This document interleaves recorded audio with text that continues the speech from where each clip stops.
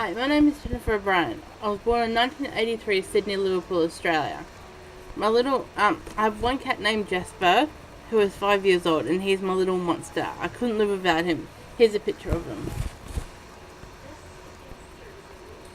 Have you ever heard of borderline personality disorder? It is often assumed that borderline personality means marginal but not full-blown disorder, but the name comes from the fact that it was originally thought to be on the borderline between psychosis and neurosis. People with BPD experience trouble regulating their emotions.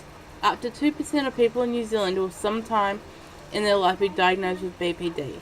Females are 3 times more likely to be diagnosed than males are. When I was diagnosed, I was 23 years old, and I was diagnosed after a number of attempted suicides, mainly overdosing on Panadol. When I was first diagnosed, I was informed that most people who get diagnosed either die or end up in jail.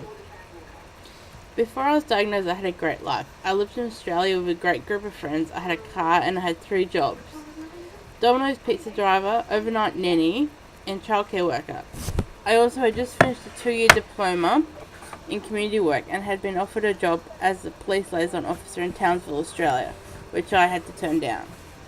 I also attended church and did lots of volunteering, and I spent hardly any time at home.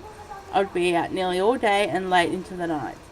I never had any medical problems, no hospital visits, and hardly ever saw doctors. I had a great life, so many opportunities. Here are some pictures of me in Australia with some of my church friends.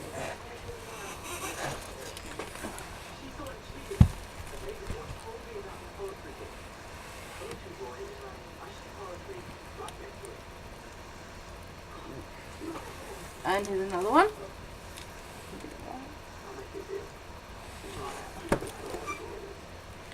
When I was diagnosed in 2004, not many people knew anything about BPD.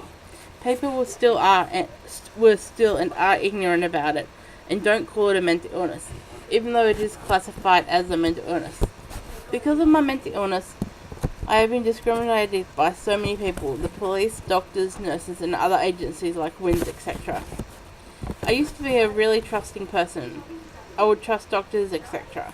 And now I barely trust anyone.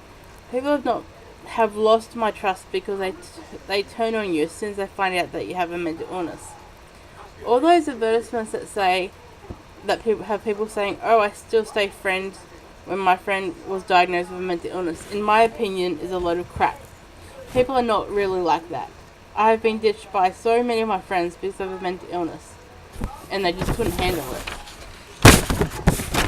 It has been 7 years since I was diagnosed with borderline personality disorder, and even though I can't hold a job down or study in a real classroom, I've managed to complete my correspondence course, a diploma in advertising at Stotts College, a certificate in English and Maths at Stotts College, and level 1 correspondence school.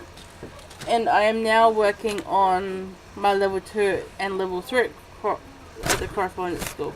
Here are some of my qualifications.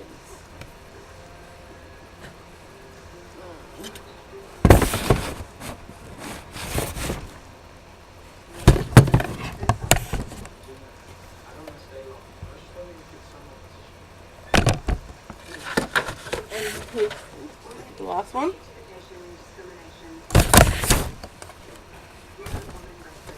I love to study, so even though I can't study in a normal classroom like everyone else, I will continue to do some form of study until I'm able to get a job or go on to further university study in a classroom environment.